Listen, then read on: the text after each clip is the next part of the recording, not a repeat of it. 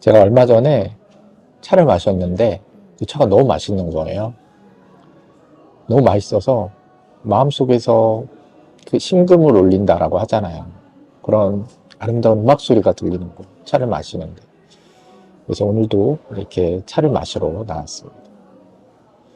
여러분들 혹시 심금을 울리다라는 표현을 근래에 써보신 적이 있으신가요? 그런 감동이나 아니면 그런 감정적인 동요를 일으키신 적이 있으신가요? 요즘엔 심금을 울리는 무언가를 찾기가 힘든 것 같아요. 너무 상업적이고 너무 목표 지향적이기 때문에 심금을 울린다기보다는 뭘 하고 있으면 나도 모르게 거기에 빨려 들어가는 거죠. 이미 뭔가를 사게 되거나 아니면 하여튼 나도 모르게 거기에 빠져서 약간 허우적거리는 느낌이지, 너무 감동을 받은 나머지 어떤 전율과 머릿속에서 종소리가 울린다고 하잖아요. 그러면서 뭔가 감탄하고 그러면서 내 마음이 촉촉해지고 그랬던 경험을 하기가 힘들죠. 힘들죠. 근데 저는 차를 마실 때 그런 경험을 한 번씩 합니다. 제가 얼마 전에 제 지인 두 분과 찻집에 가서 거기는 이제 앞에 차를 우려주시는 분이 계세요. 그래서 차를 맛있게 우려주시는데 그날은 이제 한 가지 실험을 해보겠다고 똑같은 다구, 똑같은 물, 똑같은 차를 두고 같이 한번 우려보라는 거죠. 사람의 손맛에 따라서 차 맛이 다 달라져요. 내가 이 차에 대해서 어떤 마음을 품고 있는지에 따라서 차 맛이 달라집니다. 그러면서 모든 조건을 똑같이 하고 차를 타게 했어요. 제 신분을 밝히진 않았죠. 예. 제가 한때 차로 명망을 떨치던 사람이잖아요. 평범한 사람인 척, 차를 모르는 사람인 척 그렇게 차를 탔습니다. 그래서 이제 세 명이 똑같이 타서 그분이 시음을 하면서 이제 평가를 해주는 거예요. 한 분한테는 이런 얘기를 했어요. 차에 영혼이 담겨 있지 않다. 그러니까 차와 물이 서로 따로 노는 것 같다. 약간 맹탕이다. 얘기를 하시더라고요. 또 한 분한테는 뭔가 애쓴 흔적이 있다. 그래서 처음에는 차 맛이 강하게 나는데 그 뒤에는 맛이 흐려진다. 그러니까 약간 강약 조절을 못하고 너무 처음에 에너지를 쏟은 것 같다. 과한 면이 있다. 라고 얘기를 하셨어요. 저한테는 이 사람이 누구냐? 어떻게 이 작은 재료로 이런 풍부한 맛을 끌어내느냐? 이 사람은 차를 굉장히 오래 다룬 사람인 것 같다. 라고 이야기를 하시는 거죠. 너무나 정확한 판단이었죠. 왜냐면 처음에 영혼이 담기지 않는 차를 타신 분은 차 입문한 지 얼마 안 되신 분이에요. 그런데 입문하기 전에 대부분 막 검색 이런 거 해보잖아요. 카페인의 효능 좋다 안 좋다. 그래서 차를 마시기는 하는데 의심이 굉장히 많은 상태였습니다. 이게 정말 나한테 도움이 될까? 그냥 다 똑같은 거 아니야? 이런 마음으로 차를 탔기 때문에 차 맛이 그렇게 나오는 거죠. 또 한 분은 차를 치유의 용도로 쓰시는 분이세요. 내가 머리가 아플 때, 기분이 안 좋을 때, 뭔가 필요에 의해서 차를 마시는 분이시죠. 그래서 목적이 있고 내가 이 차를 통해서 하려는 게 있어요. 저는 어땠을까요? 저는 아주 차를 사랑하죠. 차에게 원하는 게 없습니다. 가끔씩 이 차와 물화일체가 되는 그런 경험을 하죠. 어떤 차든 상관없어요. 이 커피도 괜찮습니다. 네.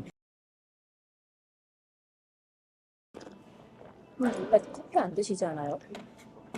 그렇죠. 제가 한 29살 때부터 본격적으로 동양의 차들을 마시면서 그때부터 커피를 끊었었죠. 그리고 제가 지금 30살이니까 1년 정도, 농담입니다. 예.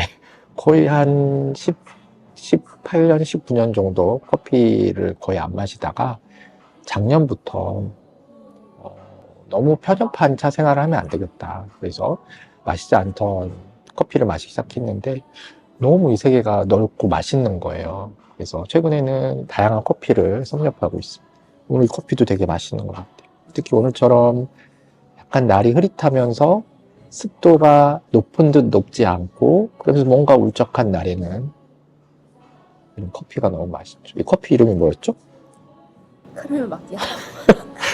네, 카라멜 마키아토입니다. 네. 자, 그래서 어쨌든 저는 그렇게 차를 너무 좋아하고 또 차를 거의 뭐 17년, 18년 동안 했기 때문에 한때는 이 차에 목숨을 걸었던 적이 있죠. 차의 맛을 구분하기 위해서 하루 종일 밥도 거의 먹지 않고 이게 간이 된 음식을 먹지 않았어요. 입맛을 살리기 위해서.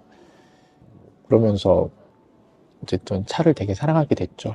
그런 진정성 그리고 긴 시간들이 모여서 아주 짧은 순간에 아무 그런 뭐 어떤 의도 없이 차를 탔지만 마찬가지로 그렇게 차를 사랑하고 오랫동안 차를 다뤘던 사람은 그 쌓였던 어떤 공력, 내공 그리고 그 기간의 어떤 인내와 노력을 알아내는 거죠. 이게 어떻게 보면 이 신금을 울린다와 되게 연관이 돼 있는 것 같아요. 우리가 신금을 울리는 대상들은 대부분 그런 인고의 시간, 인내의 시간을 거친 것들입니다. 그냥 대충 하는 게 아니에요. 뭐 시험 통과해야지, 뭐 어디 입선해야지, 어디 당선돼야지 이런 목적이 아니라 온전히 그 자체를 너무나 사랑하고 좋아해서 그것이 좀 부족하고 남들이 알아주지 않고 어떤 결실이 없어도 그냥 좋은 거죠. 좋고 더 알고 싶고 그런 과정에서 내 에너지가 고스란히 그 대상에게 들어가는 것 같아요. 영혼이 있는 글, 영혼이 있는 그림, 영혼이 담긴 음식, 영혼이 담긴 차 이런 것들이 대부분 이런 마음으로 만들어지고 이런 마음으로 완성된 것들이 아닐까 해요. 근데 원래 이 신금은 그런 뜻이 아닌 건 아시죠? 이게 그 어원을 쫓아가 보면 이 정확하지는 않지만 이게 불교에서 이게 유래됐다고 해요. 부처님의 제자 중에 한 분이 너무 고행을 하는 거예요. 그래서 고행이 너무 힘듭니다. 이 수행이 너무 힘들어요. 어떻게 수행을 해야 될까요? 라고 하니까 부처님이 악기에 비유를 하죠. 물론 이게 번역돼서 신금이 마음의 검은고란 뜻이잖아요. 근데 부처님 시대에는 검은고는 없었겠죠. 그때 당시에 어떤 현악기였던 것 같아요. 현악기를 예로 들면서 모든 악기는 줄이 너무 팽팽해져도 소리가 예쁘게 나지 않고 반대로 줄이 너무 느슨해져도 소리가 나지 않는다. 예쁜 소리를 내기 위해서는 적당히 그 줄의 강도를 조율해야 된다라고 얘기를 하시죠. 그래서 원래 이 신금은 내 마음의 조율, 내 마음에 울리는 소리의 조율을 의미해요. 너무 세게도 아니게, 너무 늘어지지도 않게 적당한 내 삶과 수행의 균형을 이루는 것. 이게 신금이죠. 근데 왜 이게 갑자기 어떤 감동이나 감정의 동요를 나타나게 됐을까요? 진정한 감동은 그렇게 내 마음이 잘 조율된 상태에서 일어날 수 있거든요. 내가 너무 욕심을 내거나 집착에 가까운 어떤 강박적인 목적의식을 갖거나 아니면 너무 게으르거나 너무 이것도 저것도 아니거나 이랬을 때는 감동이 찾아오지 않습니다. 그리고 공감이 일어나지도 않죠. 오직 내가 내 마음을 욕심 없이 그리고 내 상과 잘 조율을 이루고 있었을 때 건강한 공감, 건강한 감동이 일어나는 거죠. 그럴 때 마음속에서 소리가 들리는 것 같아요. 검은고는 어떤 소리죠? 이게 동양의 첼로라고 하잖아요. 되게 묵직해요. 묵직하고 남성스럽습니다. 가야금이 여성스럽다면 검은고는 남성스러워요. 그런 둥중한 어떻게 보면 밑에 깔리는 배경음 같은 음들이 내 마음 안에서 울리게 되는 거죠. 경이로운 느낌이 들고 뭔가 행복한 느낌이 들어요. 안정감이 들어요. 네.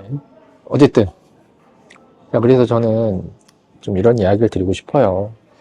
한번 돌이켜보면 최근에 내가 신금을 울리는 무언가를 만난 적이 있는가? 혹은 내가 누군가의 신금을 울리게 했던 적이 있는가? 저는 내 마음속에 신금이 많이 울릴수록 내 마음이 건조하지 않고 메마르지 않고 촉촉하게 그리고 건강하게 잘 성장하고 유지되고 있다고 생각합니다. 신금을 울리기 위해선 정성을 다하고 있는 그대로 그것을 받아들이는 어떤 포용과 공감의 힘이 필요하겠죠. 한 번씩 점검해 보면 좋을 것 같아요. 마음 찻집은 여러분의 신금을 울리고 있나요? 네. 캐러멜 마키아토가 신금을 울리고 있습니다. 근데 사람들이 마음이 메말랐다 그랬잖아요. 책을 읽는 게 좀 그런 심금이 찾아가는 데 도움이 되겠죠? 책을 읽는 것도 물론 도움이 되지만 그 책을 읽을 때 내 마음이 더 중요한 것 같아요. 우리가 너무 그 책에서 어떤 정보만을 습득하려고 하면 어떻게 심금이 울리나. 그거는 그냥 내 머리가 만족하고 내 이성이 좋아하는 방식이겠죠? 최근에 책을 쓰고 계신데 음, 심금을 울릴 수 있을까요? 심금이 아니라 눈물을 흘리고 있어. 너무 힘들어가지고. 온갖 자존감의 하락. 내가 이거밖에 쓰지 못하나? 그리고 왜 더 좋은 생각이 나지 않지? 라고 밤마다 저를 질책하고 있죠. 그러다 다시 깨닫고, 그러면 안 돼. 그런 나를 사랑해야지. 깊은 명상에 들었다가, 다시 눈을 뜨고 일상에 돌아오면, 눈물을 흘리는 그런 나날이 반복되고 있습니다. 이 책이 나올 때쯤에 여기를 또 다시 한번 오면 되겠네요.